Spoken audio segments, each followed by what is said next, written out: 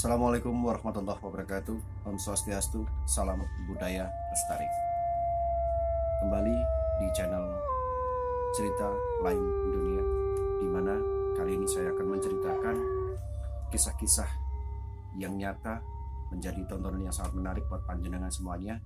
Dan cerita ini diangkat dari salah satu subscriber saya yang mengirim email kepada saya, dan dia ingin supaya kisah-kisahnya dibikin cerita.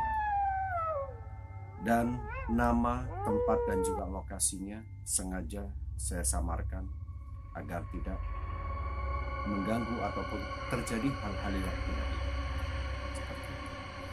Jadi simak aja terus, tonton aja terus di video ini, karena cerita ini berawal di sini.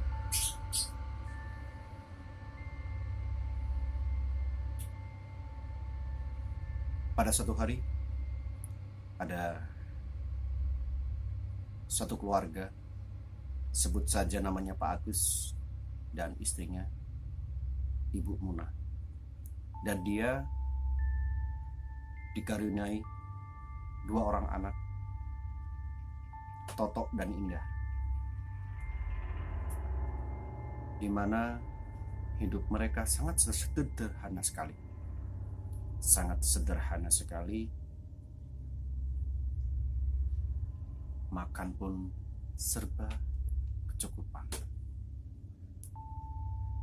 Satu hari makan, satu hari enggak.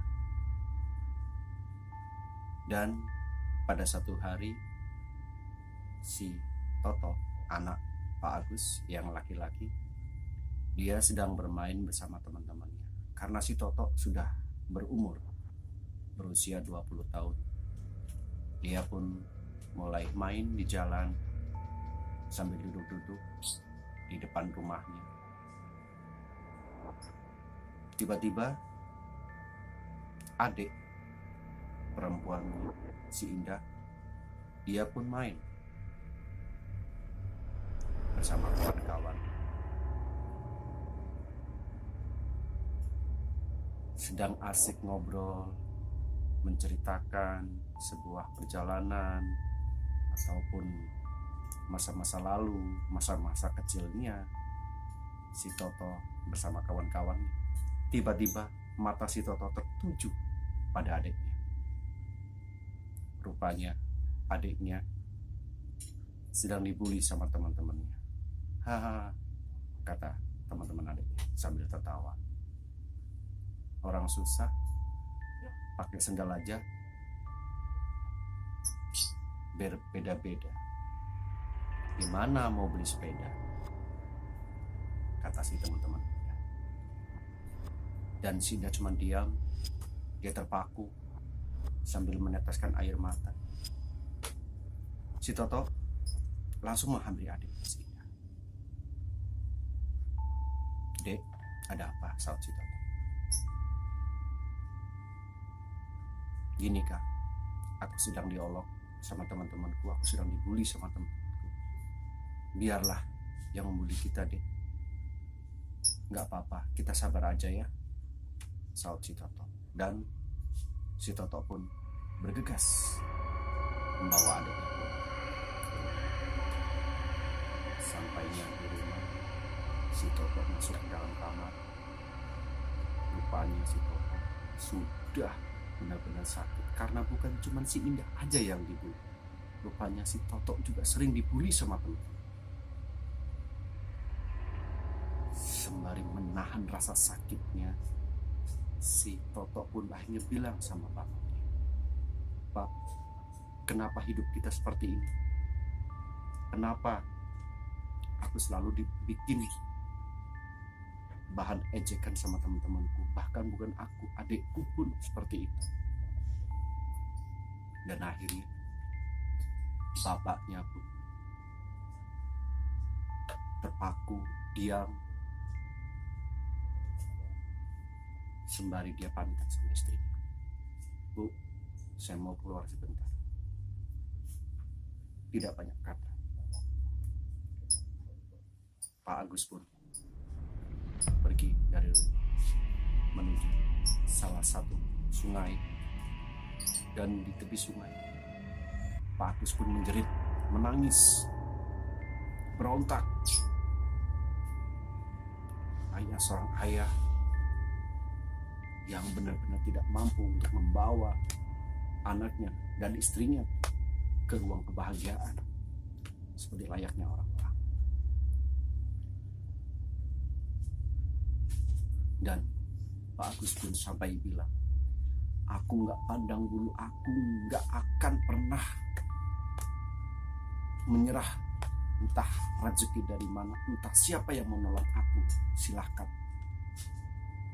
Tiba-tiba kaki Pak Agus pun terpleset jatuh ke sungai. Basah semua baju. Dan yang lebih anehnya lagi,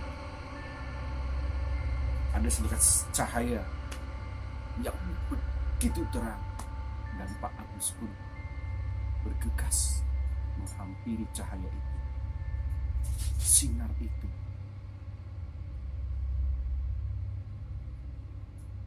Tiba-tiba sinar itu pun masuk ke dalam tubuh Pak Agus.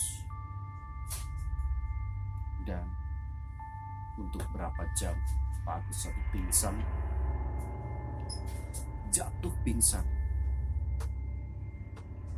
Setelah dia siuman,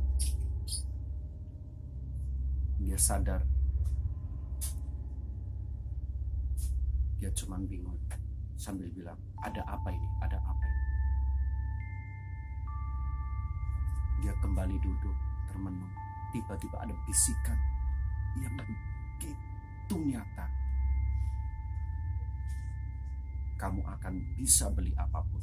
Kamu akan bisa membahagiakan anak dan istrimu jika kamu mampu memberikan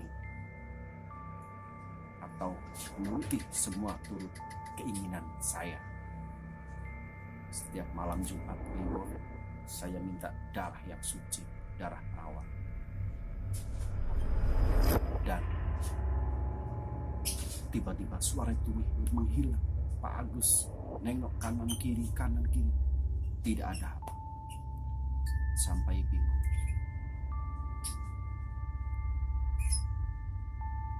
Dan yang lebih anehnya, rupanya di saku celananya Pak Agus ada batu yang begitu menawan, yang begitu menarik. Batu berwarna biru batu itu. Apa ini jawabannya? Setiap kali diusap, di kantong celana Pak Agus ada uang. Benar-benar ada uang yang begitu banyak. Bergegas Pak Agus pun pulang ke rumah, dan Pak Agus pun mampir ke warung untuk membeli sesuatu untuk di rumah. Semuanya dibeli oleh Pak Agus. 9 bahan pokoknya pun dibeli semua. Dan Pak Agus pun sampai bilang, sama kamu minta apa? Saya akan memberikan. Kamu minta apa? Ini Pak, aku pengen beli motor. Siap, ayo hari ini kita beli. Hari demi hari Pak Agus semakin kaya, bisa membeli sesuatu hal, bisa membeli apapun itu. Semuanya dibeli. Dan tumbal sudah puluhan tumbal. Dan pada suatu hari Pak Agus pun kebingungan karena di malam Jumat itu dia belum mendapatkan tumbal, belum mendapatkan darah perawan. Akhirnya Pak Agus langsung ke jalan. Dia berjalan kaki ke jalan raya, dan apa yang terjadi? Anaknya Pak Agus si Indah meminta uang kepada Pak Agus. Pak, aku minta uang. Untuk beli apa, nak? Untuk begitu. Iya. Dikasihkan uang itu, dan si Indah pun pergi ke warung, menyeberang ke jalan.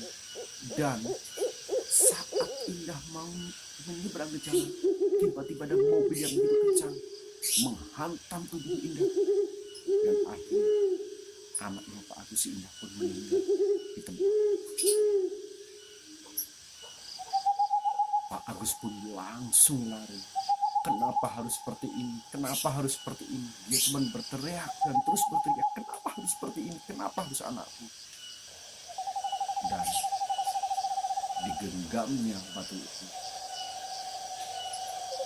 sengaja tubuh Pak Agus menabrakkan diri ke mobil yang sedang lewat.